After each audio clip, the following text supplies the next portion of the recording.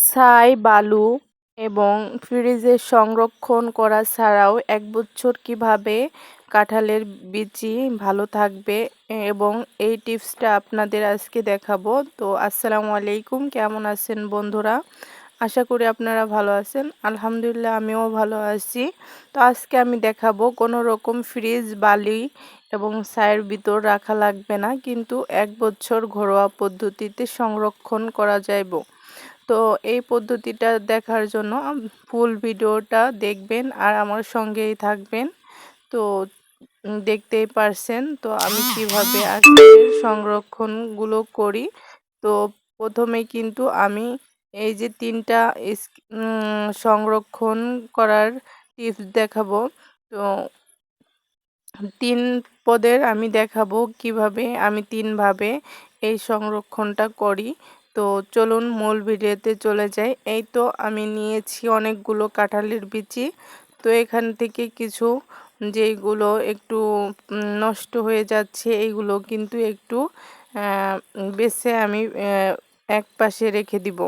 তো যে বাকি ভালোগুলো আছে সেইগুলো আমি কিন্তু সংরক্ষণ করব। তো আজকে কিন্তু সংরক্ষণ করব বালি এবং ছাই, ফ্রিজ ছাড়াই আজকে কিন্তু সংরক্ষণ করব। তো আমি প্রথমে নিয়েছি দেখেন ডাল, মুসুরির ডাল। তো মুসুরির ডাল দিয়ে আমি আজকে সংরক্ষণ করব। প্রথম টিপস দেখাই দেব আপনাদের। তো আমি কিন্তু প্রথমে মুসুরির ডাল নিয়েছি শুকনাগুলো। তো আর নিয়েছি এরকম হটপট। তো হটপটের ভিতর দিয়ে তো সুন্দর করে আমি ডালটাকে দিয়ে নিলাম। তো এখন কিন্তু কাঁঠালের বিচিটা দিয়ে নেব সুন্দর করে। তো আমি কিন্তু সুন্দর করে সাজিয়ে সাজিয়ে সুন্দর করে বিছিয়ে দিতেছি। তো তার উপর কিন্তু আবারও ডাল দিয়ে দিলাম। তো এই পর্যায়ে কিন্তু আবারও আমি কাঁঠালের বিচিটা দিব। তো দেখতেই পারছেন এই তো কাঁঠালের বিচিটা দিচ্ছি। তো স্কিপ দিতে হবে। তো এই তো আমি কিন্তু আবারও ডালটা আবারও সুন্দর করে পুর করে দিয়ে নিব, তাহলে কিন্তু ভালো হবে। দেখতেই পারছেন এই তো সুন্দর করে আমি একটু সুন্দর করে দিয়ে নিচ্ছি। তো এভাবে করে কিন্তু ঢাকনাটা আটকায় সারা বছরের জন্য রেখে দিব, কিচ্ছু হবে না। আর সারা বছরে কাঁঠালের আটি খেতে পারবেন। তো এরকম টিপস পেতে হলে আমার ভিডিওগুলো ফলো করবেন। তো দেখতেই পারছেন এটা কিন্তু রান্নাঘরের পাশে এবং যে কোনো ড্রয়ারে রেখে দিলে কিন্তু সারা বছর থাকবে, আর কিছুদিন পরে আপনি চেক করতে পারেন। তো আমি কিন্তু এরকমভাবে চেক করে নিব কিছুদিন পরে। তো দেখতেই পারছেন প্রথম টিপস দেখাই দিলাম। তো দ্বিতীয় টিপসে চলে যাই।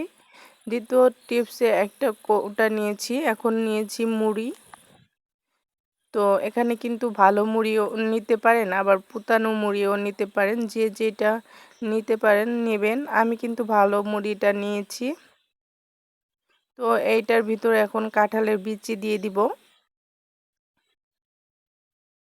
তো দিয়ে সুন্দর করে এখন আমি ছড়িয়ে দিচ্ছি। দেখতে পারছেন সুন্দর করে ছড়িয়ে দিচ্ছি। তো এভাবে করে কিন্তু আমি সব কাঁঠালের বিচিগুলো যতদূর আঁটবে দিয়ে দিব। আর যারা আমাদের ভিডিও এই পর্যন্ত দেখছেন তো লাইক করতে ভুলে গেছেন, প্লিজ লাইক করে দিবেন। আর নতুন হয়ে থাকলে সাবস্ক্রাইব করে পাশে থাকবেন, বেল বাটন বাজিয়ে রাখবেন। দেখতে পারছেন আমি কিন্তু দিয়ে নিচ্ছি। এই পর্যায়ে কিন্তু মুড়িটা দিয়ে দিব। তো মুড়ি দিয়ে সুন্দর করে কিন্তু আমি এখন ঢেকে রাখবো। মুড়ির ভিতর কিন্তু এই টিপসটা কিন্তু দারুণ। 6 মাস 1 বছর এভাবে রেখে দিলে কিচ্ছু হবে না। তো আপনারা সংরক্ষণ করার জন্য এভাবে কিন্তু রাখতে পারেন। তো দেখতেই পারছেন আমি কিন্তু দুইটা টিপস আপনাদের দেখাই দিলাম। তো একটা হলো মুড়ির ভিতর আর একটা হলো ডালের ভিতর। তো পরবর্তী টিপস আপনাদের দেখাই দিব। তো আমি কিন্তু কিছুদিন পরে পরে এটা চেক করে দেখব আমার এটা কেমন আছে। তো দেখতে পারছেন এভাবে কিন্তু আমি কিছুদিন পরে দেখে দিব আপনাদের যে এটা কিরকম ভালো কি কিরকম আছে এটা দেখে দিব। তো পরবর্তী টিপস হলো আমি চালের ভিতর রাখবো। চালের ভিতর কাঁঠালের বিচি রাখলে কিন্তু কাঁঠালের বিচিটা অনেক ভালো থাকে আর পারফেক্টভাবে রাখা যায়। আর কতটা পারফেক্টভাবে থাকে আপনারা রেখেই বুঝতে পারবেন। তো এটাও কিন্তু সারা বছর খাইতে পারবেন এরকম রেখে। তো খুব সহজে এই টিপসগুলো দেখার জন্য সবাইকে ধন্যবাদ। তো আমার টিপসগুলো দেখার জন্য সবাইকে ধন্যবাদ। পরবর্তী টিপসের জন্য সবাই একটু দেখার জন্য আগ্রহীত থাকেন। তো এই পর্যায়ে দেখতে পাচ্ছেন আমি কিন্তু চালগুলো সুন্দর করে দিয়ে দিছি।